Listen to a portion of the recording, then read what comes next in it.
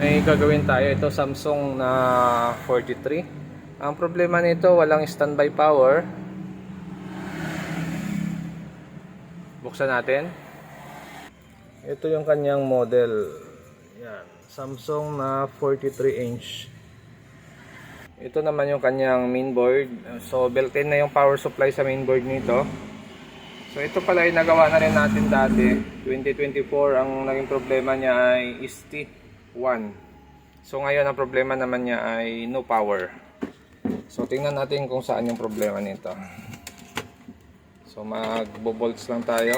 Sukat tayo ng supply sa primary at sa secondary. Titingnan natin kung mayroon. Itong primary natin. Okay. Saksak ko lang siya, nabunot pa na natin.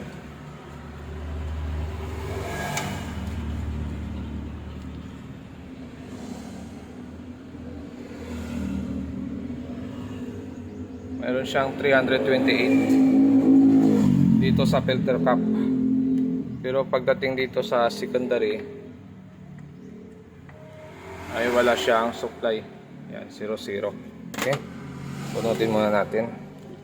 Tapos magre-resistance tayo. Ohms, tapos pwedeng mag-buzzer. Pwede ring hindi. Pero mas maganda buzzer para dinig ka agad kung may problema. Okay? So check lang natin tong diode. Okay, positive nga, no? Mayroon nga siya, oh. Shorted ang diode natin. Shorted nga siya. Kahit i-reverse natin, may tunog pa rin siya. So hanapin natin dito kung saan dito yung nagkaroon ng problema na diode.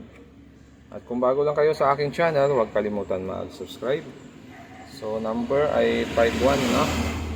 Baka 51 50. So tingnan natin. So ito, nabunot na natin siya.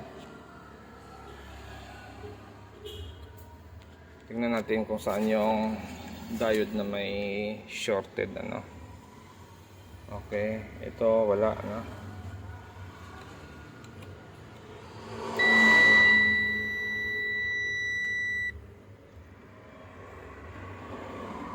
Nawala.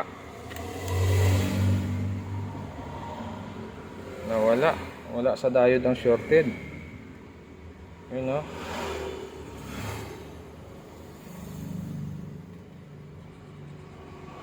Check natin yung circuit pa rin. Dito sa board ang shorted, oh. So dito sa board ang shorted natin. Baka is in the cap. Ayun, oh, may napansin tayong kinakalawang, ano, baka yan yun, ah.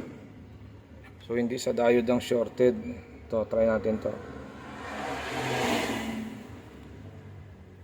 Okay naman. Hindi naman shorted ito. Okay, so hanapin muna natin kung saang parts ang nagkaroon ng shorted.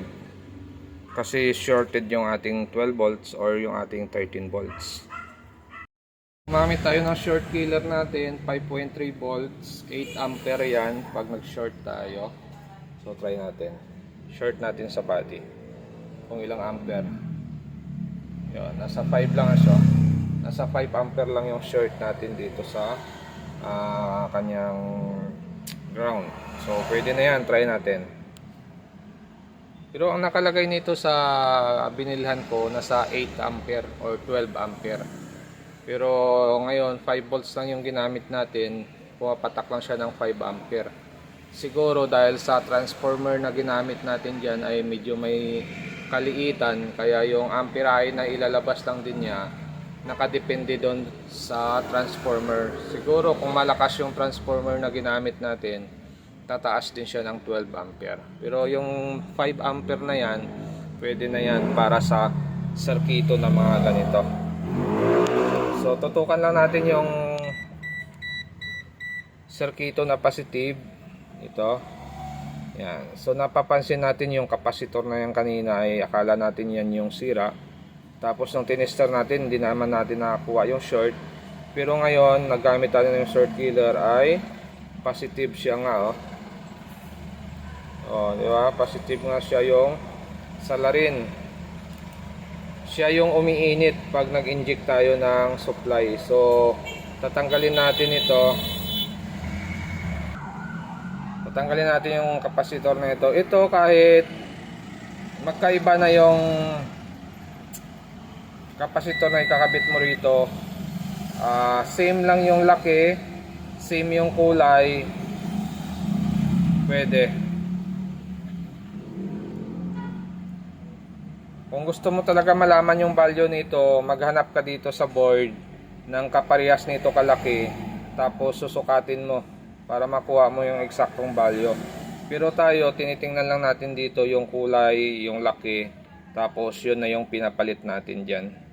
So okay naman, marami naman tayo nagawa na ganon, okay naman siya. So tatanggalin natin to, titingnan natin kung mag-open na yung shorted natin dito sa positive 13 niya.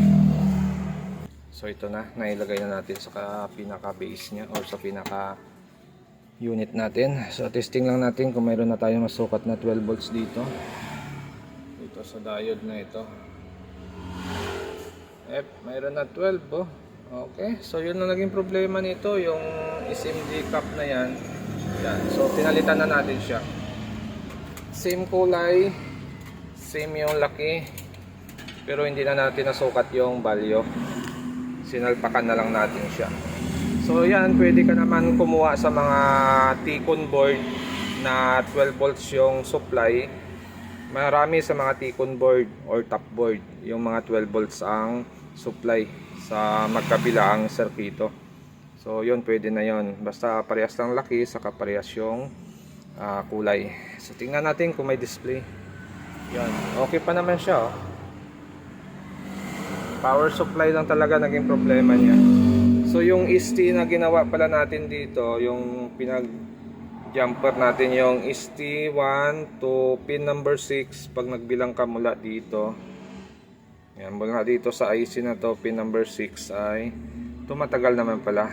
So hanggang ngayon okay pa siya, kasi ginawa natin siya 09, 09, 24, 25, 26 na ngayon. So nag-isang taon na rin siya.